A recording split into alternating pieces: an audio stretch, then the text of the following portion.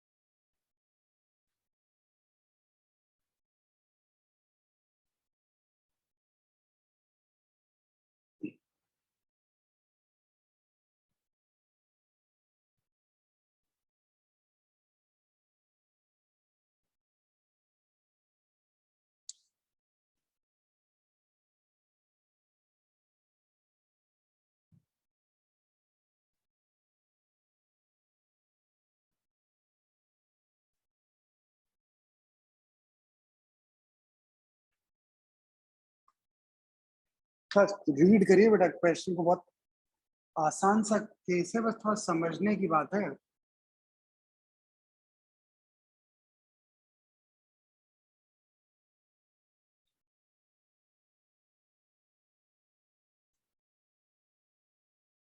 पाई की वैल्यू ये आपकी पाई/3 है और मुझे ग्राफ दिया हुआ है कि के किसके बराबर है आपके पास, k इज इक्वल टू μ1/μ2। और यहाँ पर ये ग्राफ कुछ इस तरीके से ऐसे दिया हुआ।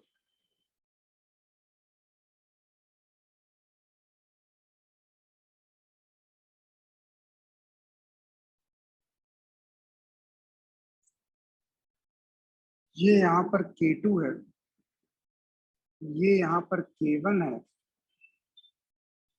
ये यहाँ पर θ1 है, ये θ2 है।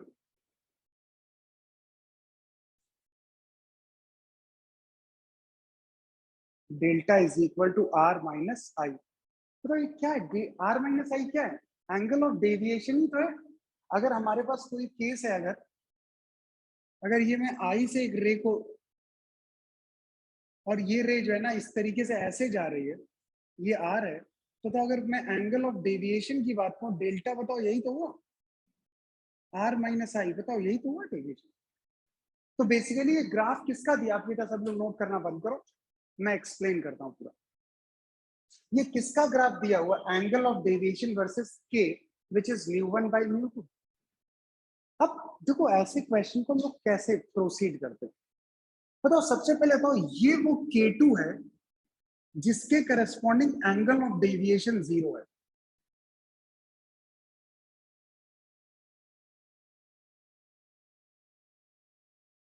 बताओ 0 है। अब बताओ एंगल ऑफ डेविएशन कब 0 हो सकता है?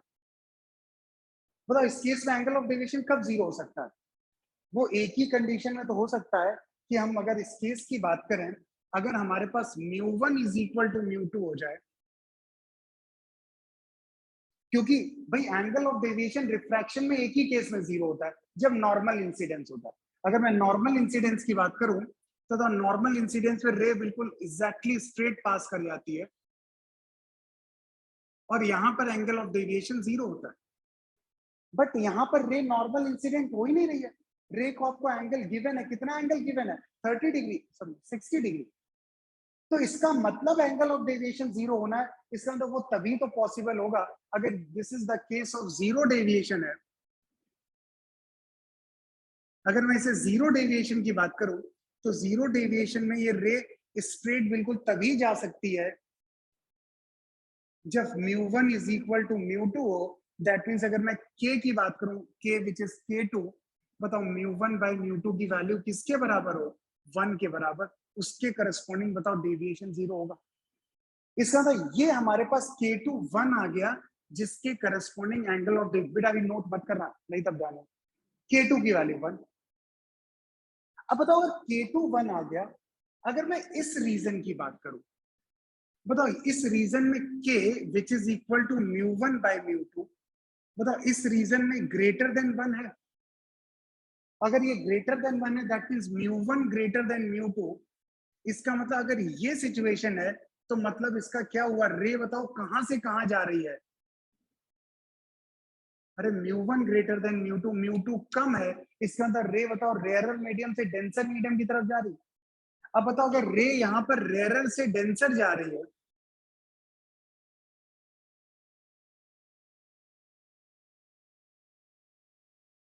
तो मैं अब बात कर रहा हूं यहां पर इस केस की बात करूं, मैं ले रहा हूं k which is μ1 by μ2 greater than 1, μ1 greater than μ2।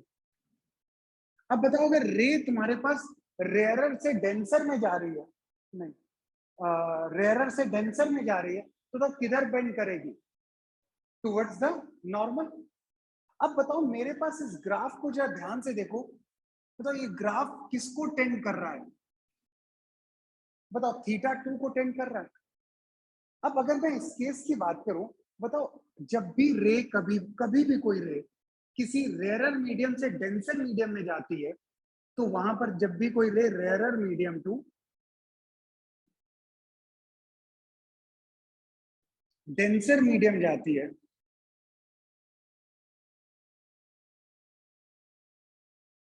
तो अगर मैं इस केस की बात करूं तो इस केस का जो लिमिटिंग केस होता है, वो लिमिटिंग केस क्या है? अगर मैं इस केस के लिमिटिंग केस की बात करूं, बताओ ये लिमिटिंग केस यहाँ पर क्या होता है आपके पास? ये होता है रे को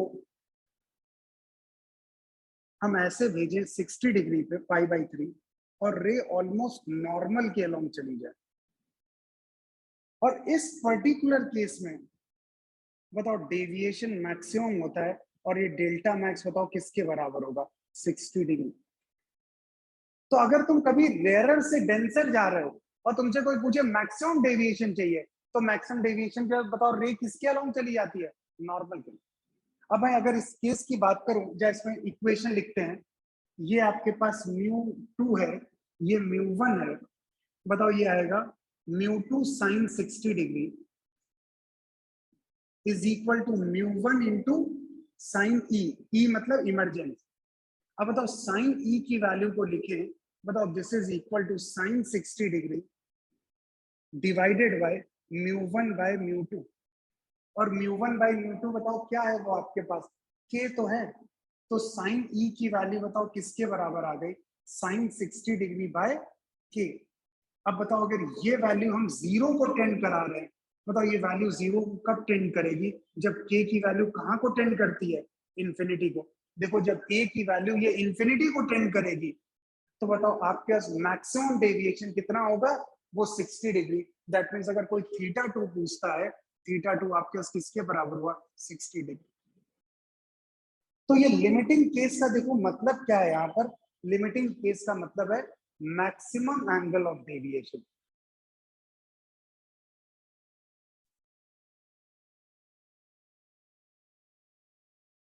तो यहाँ पर मैक्सिमम एंगल ऑफ डेविएशन की बात की जाए तो यहाँ पे मैक्सिमम एंगल ऑफ डेविएशन आपका कितना होता है, वो मैक्सिमम एंगल ऑफ डेविएशन हमारे पास तब होता है जब रे किसके अलोंग जाती है, नॉर्मल के अलोंग। और रे नॉर्मल के अलोंग कब जाएगी, जब रिफ्रैक्टिव इंडेक्स आपका कहाँ को टेंड करेगा, इंफिनिटी को टेंड करेगा। तो यहां से हमें समझ में आ रहा है जब k की वैल्यू इंफिनिटी को टेंड करेगी तभी ये वैल्यू जीरो होगी और उसी केस में हमें मैक्सिमम डेविएशन मिलेगा। ये देखो टेंड कर रहा है, देखो ये ग्राफ इससे मीट नहीं कर रहा है, वो टेंड कर रहा है कि जब ये इंफिनिटी जाएगा तब वैल्यू आपकी 60 डिग्री होगी, वो मैक्सिमम डेविएशन। तो हमेशा ध्यान रखो जब भी हम रेयरर से डेंसर की तरफ जाएंगे तो मैक्सिमम डेविएशन तब मिलता है जब रे किसके अलोंग जाती है, नॉर्मल के। पहले बेटा इतना नोट करिए और इसमें मोस्ट मोस्ट इंपॉर्टेंट टिक करिए।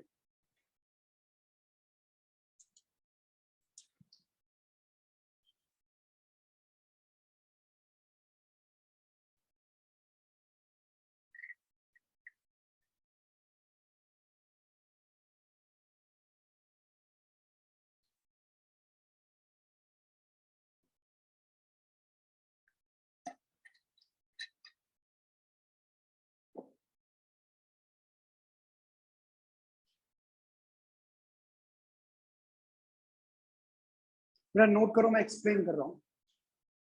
एक बार आप लोग नोट करिए फिर मैं दोबारा एक्सप्लेन करता हूँ।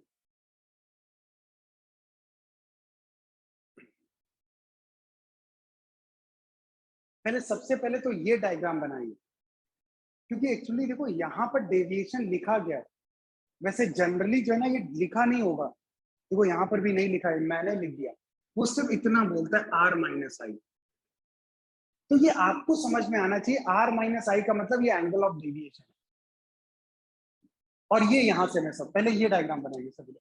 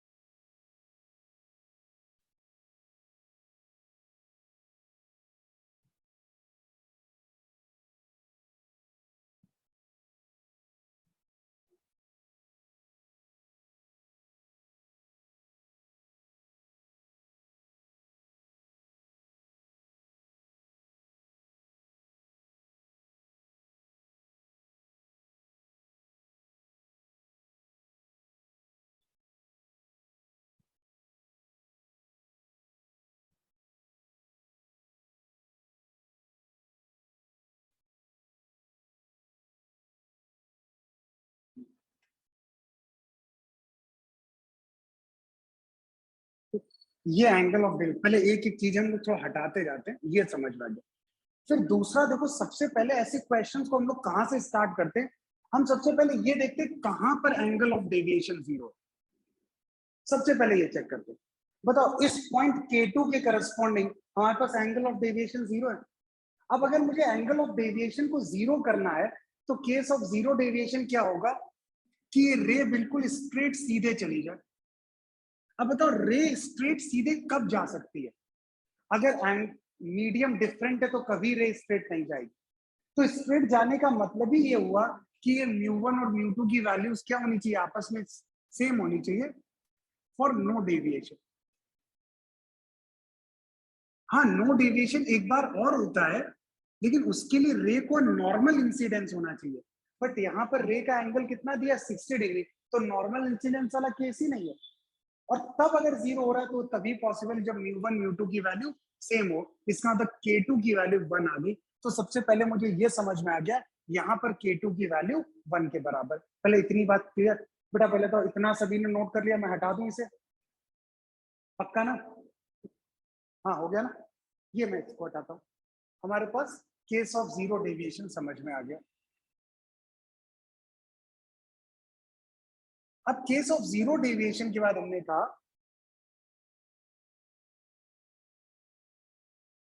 अब मैं इस रीजन में जाता हूं। इस वाले रीजन। बताओ इस रीजन में जाऊंगा, यहां पर k की वैल्यू 1 है, इसके आगे जाएंगे तो k की वैल्यू μ1 बाई μ2 ग्रेटर देन 1 होगा। दैट मींस μ1 ग्रेटर देन μ2, मतलब हम लोग रेयरर से डेंसर मीडियम की तरफ जा रहे हैं। अब बताओ मेरे पास अगर मैं बात करूं इस केस में, बताओ ये रे आपके पास किस मीडियम में है, रेयरर मीडियम। अब बताओ मैक्सिमम डेविएशन क्या हो सकता है, जब मैं कहता हूँ रे जो है ना किसके अलोंग चली जाए, नॉर्मल के अलोंग चली जाए, उस केस में तो मैक्सिमम डेविएशन कितना होता है, ये आपका 60 डिग्री के बराबर होगा।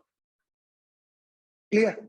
अब बताओ अगर ये मैक्सिमम डेविएशन की कंडीशन है आपके पास, तो अगर इस कंडीशन को समझना है तो ये कब होगा। अब देख लो हमने क्या किया, हमने यहाँ पे स्नेल्स लॉ लगाया, तो बताओ ये क्या आ गया, μ2 into sine 60 is to μ1 into sine e. बताओ साइन ई की वैल्यू साइन 60 अपॉन μ1 माइनस μ2। अब बताओ अगर साइन ई की वैल्यू टेंडिंग टू जीरो करनी है, तो बताओ इस के की वैल्यू कहाँ को टेंड करनी चाहिए, बताओ इंफिनिटी को टेंड करनी चाहिए। इसका मतलब के जब हम लोग इंफिनिटी को टेंड कर रहे होंगे, तो बताओ ये ग्राफ किसको टच करेगा, बताओ इसी को तो टच करेगा। That mean angle of deviation कितना हो गया, 60 डिग्री के बराबर। तो बताओ यही तो हमारी θ2 की वैल्यू हुई। अब बताओ बात सभी को क्लियर, किसका डाउट था, ऋषिता बात क्लियर, क्लासमेट है सभी को बात क्लियर ना। हमेशा लिमिटिंग केस ध्यान रखो, रेयरर से डेंसर का लिमिटिंग केस क्या होता है आपके वक्त, अलोंग द नॉर्मल हम लोग मूव करते हैं। नोट कर लीजिए बेटा प्रॉपरली।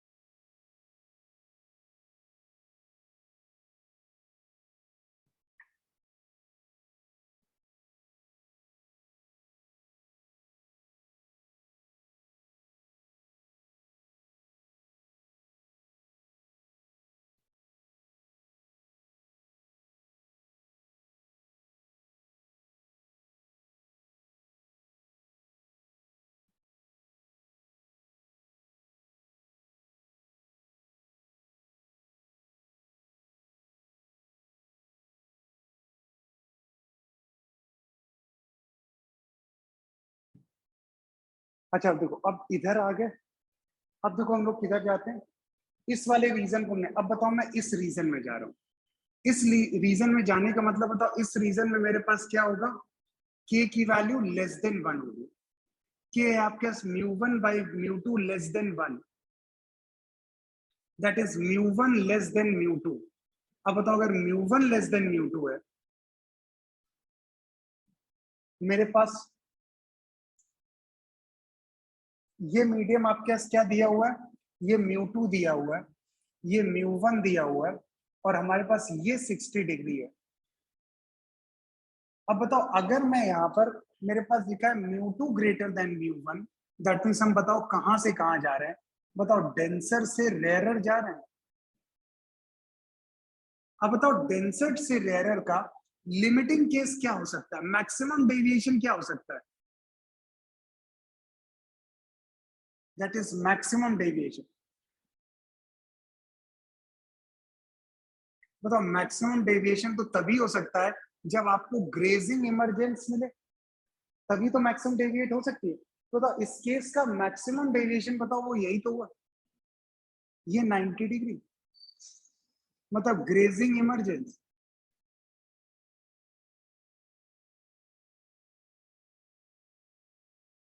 और इस केस में अगर कोई मुझसे पूछता है बताओ कितना डेविएशन हुआ, तो ये एंगल 60, तो ये 60, मैक्सिमम डेविएशन बताओ क्या होगा, डेल्टा मैक्स, बताओ क्या 30 डिग्री के बराबर हुआ। रेयरर टू डेंसर में नॉर्मल के लॉन्ग जाते हैं तब मैक्सिमम डेविएशन मिलता है, और हम लोग डेंसर से रेयरर की बात करें तो हम लोग ग्रेजिंग इमरजेंसी में मैक्सिमम डेविएशन मिलता है। अगर कोई पूछे उसकी वैल्यू क्या होगी, आप लिखोगे μ2 into sine 60 is equal to μ1 into sine 90। बताओ अगर μ1 बाई μ2 की बात करें, बताओ ये sine 60 which is equal to √3/2। बताओ यही μ1/μ2 बताओ किसकी वैल्यू होगी? बताओ यही तो k1 की वैल्यू होगी जिसके करस्पॉन्डिंग मैक्सिमम डेविएशन है। तो k1 की वैल्यू बताओ कितनी आ गई? √3/2। और जिसके करस्पॉन्डिंग यही तो मैक्सिमम डेविएशन है। और कितना मैक्सिमम डेविएशन है आपका? बताओ 30 डिग्री। पहले तो पूरा क्वेश्चन क्लियर है सभी को? कोई डाउट इसमें? नोट करो। बस अब हर क्वेश्चन में दो ही केस है, हमेशा देख लो। सबसे पहले ये बहुत सेट क्वेश्चन है, बहुत बार पूछा गया है, यहां पर भी पूछा गया, अभी प्रिज्म में भी आपको मिलेगा। तो सबसे पहला काम वो केस देखो जिसके करस्पॉन्डिंग नो डेविएशन मिलता है, मतलब जहां पर दोनों रिफ्रैक्टिव इंडेक्स बराबर। फिर एक बार k ग्रेटर देन 1 देख लो, एक बार k लेस देन 1 देख लो। ग्रेटर देन 1 में रेयरर टू डेंसर जाएगा तो उसका लिमिटिंग केस ये होता है। और जब डेंसर टू रेयरर की बात करेंगे उसमें रे ऐसे जाएगी, लिमिटिंग केस ये। पूरा क्वेश्चन निपट गया आपका। अपने आंसर चेक कर लो, पूरा बेटा प्रॉपरली नोट करिए सब लोग।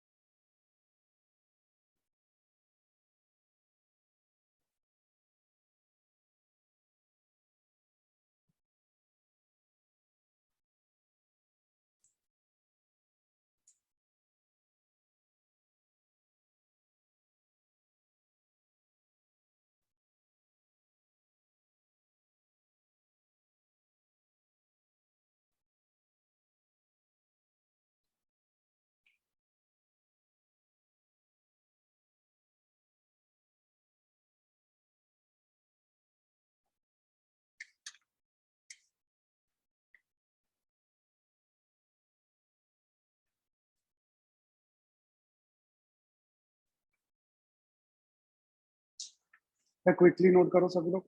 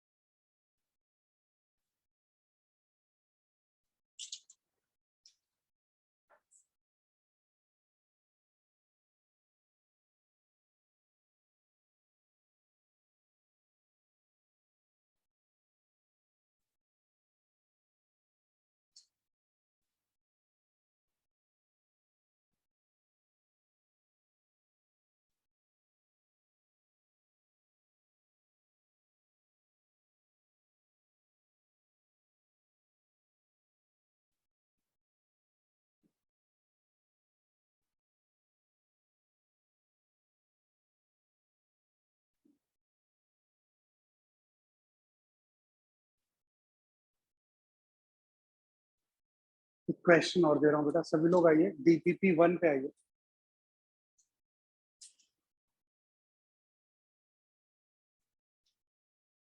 क्वेश्चन नंबर 68, पेज नंबर 7 पे, क्वेश्चन नंबर 68।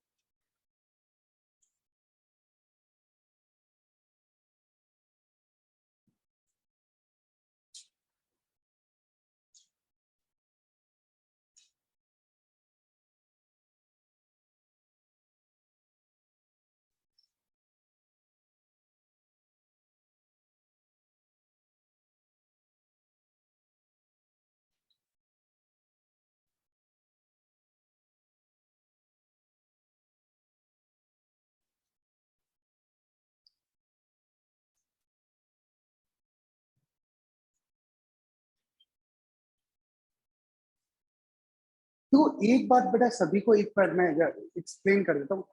थोड़ा फ्लूइड मैकेनिक्स का कंसेप्ट है, आपको सभी को पता है कि अगर एक कोई कंटेनर है और कंटेनर को हम लोग किसी एक ए नॉट के एक्सेलरेशन से लेके जाते हैं, तो यहाँ पर लिक्विड का लेवल ऐसे ही तो हो जाता है।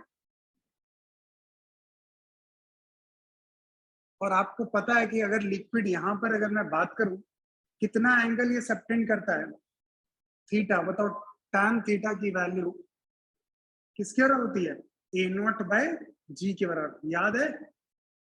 नहीं याद है तो बेटा ये नोट कर लो। अरे इसमें क्या था, सीधे सीधे ऐसे क्वेश्चन के लिए हम लोग क्या करते, हम इसके फ्रेम में चले जाते थे और हम यहाँ पे कोई डिफरेंशियल मास लेते थे, तो इसका mg लग रहा था dm इंटू जी, और सूडो फोर्स क्या होगा आपका, dm इंटू ए नॉट। और मैंने आपको बताया सरफेस वो होता है जिसपे नेट फोर्स हमेशा परपेंडिकुलर लगता है। बताओ इन दोनों का रिजल्टेंट आपके पास, बताओ रिजल्टेंट यही तो आएगा। और अगर एफ नेट आपके पास परपेंडिकुलर है तो बताओ ये थीटा है तो 90 माइनस थीटा ये थीटा। बताओ tan थीटा की बात करें अगर, बताओ ये क्या हो जाएगा, dm into A not divided by dm into g. तो यही तो सीधे सीधे फॉर्मूला होता है, tan थीटा आपके पास ए नॉट बाय जी। बात सभी को क्लियर है ना, पक्का? अब क्वेश्चन अटेम्प्ट करिए, मैं क्वेश्चन स्क्रीन शेयर कर रहा हूँ पेज 7 पे 68।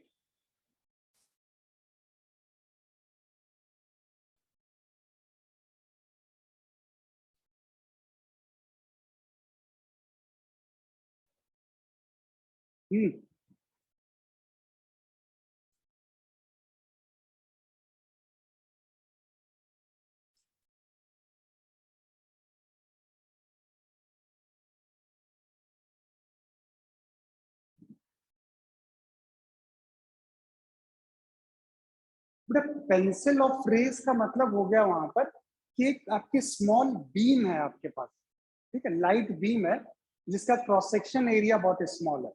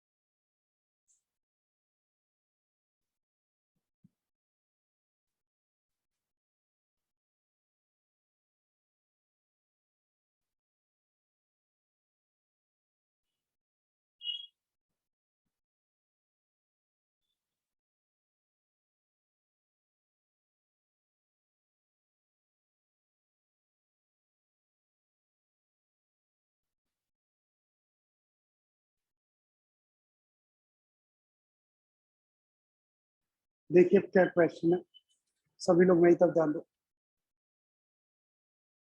A vertical pencil of rays comes from bottom of a tank filled with liquid. When it is accelerated with an acceleration of 7.5 meter per second square, the ray is seen to be totally reflected by the liquid surface. Totally reflected मतलब क्या हो गया, ये TIR हो गया। अच्छा, तो अगर मैं यहाँ पे tan थीटा की बात करूं तो tan थीटा का फॉर्मूला होता है ए नॉट बाई जी। बताओ ये tan थीटा ए नॉट कितना हो गया, 7.5, जी की वैल्यू 10। बताओ tan थीटा की बात करें, बताओ ये क्या हो जाएगा, 3/4। बताओ थीटा 37 डिग्री आ गया। अब वो कह रहा है इसके करस्पॉन्डिंग हमें TIR मिलता है, लेकिन मैंने आपको बताया हम लोग कभी भी क्वेश्चन को TIR के अलावा नहीं सॉल्व कर सकते। हम किसके लिए सॉल्व करते हैं, हमेशा सॉल्व करते हैं किसके लिए, ग्रेजिंग इमरजेंसी के लिए। तो दैट मीन्स अगर मैं इस केस की बात करूं, अगर ये सिचुएशन दी हुई है, ये थीटा 37 है, तो अगर एक रे है आपके पास, ये रे ऐसे है, बताओ यहाँ पे नॉर्मल की बात करें तो बताओ ये एंगल 30 डिग्री हुआ, 37 डिग्री। तो हम ग्रेजिंग इमरजेंस के लिए सॉल्व करेंगे। रे का ग्रेजिंग इमरजेंस हो रहा है,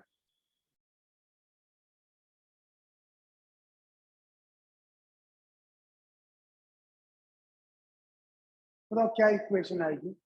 this mu into sine 37 is equal to 1 into sine 90। Mu into sine 37 होता है 3/5 इज इक्वल टू 1, तो म्यू की वैल्यू 5/2। ये आ गया आपके पास, ये मैं म्यू नॉट मान लेता हूँ। बट मेरा ये आंसर नहीं है, क्योंकि हमें TIR चाहिए। यहाँ पे तो रे बाहर जा रही है, तो अगर मुझे TIR चाहिए तो मैंने आपको बताया ना, फॉर TIR क्या तरीका है, सेकेंड मेथड, डेंसर मीडियम को और डेंसर कर दो, TIR हो जाएगा। अब ये डेंसर मीडियम है, बताओ म्यू को ग्रेटर देन म्यू नॉट कर दो, TIR हो जाएगा। तो म्यू को ग्रेटर देन कितना, 5/3 कर दो, TIR होगा। तो अगर TIR की बात करें तो रिफ्रैक्टिव इंडेक्स क्या होना चाहिए, स्लाइटली ग्रेटर देन 5/3। आप क्या होना चाहिए, है कोई ऑप्शन? ऑप्शन बी सही है, स्लाइटली ग्रेटर देन 5/3। नोट करिए।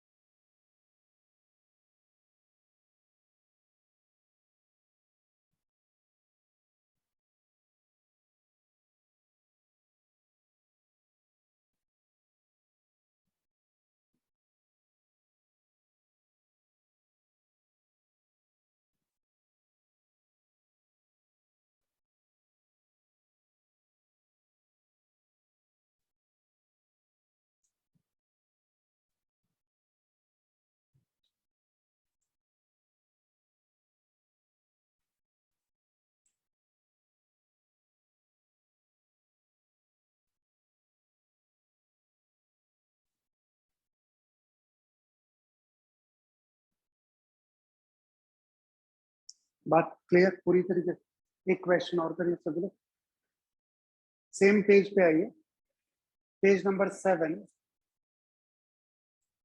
Question number 67।